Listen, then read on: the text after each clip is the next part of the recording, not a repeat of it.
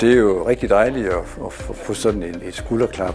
Det er en CO2-lagring i ultra-højstyrke materialer. Vi sælger vores produkter til offshore vind og til onshore vind. Megapascal, det er sådan et udtryk for, hvor stærkt det er. 142 megapascal. Og hvis vi tager Storebæltsbroen, så vil vi være oppe på omkring 65 megapascal. Og vores materialer, de går helt op til 200 megapascal. Så det er sådan en mellemting mellem beton og stål. Det er en anerkendelse af, at det kan betale sig at arbejde hårdt for at udvikle ny teknologi, som faktisk kan gøre selv industrien mere grøn. Den ventiltype, vi har udviklet, den bruges på tværs af alle industrier over hele verden. Så derfor er det et kæmpe marked, vi egentlig adresserer. Jamen, det er vi naturligvis rigtig stolte over.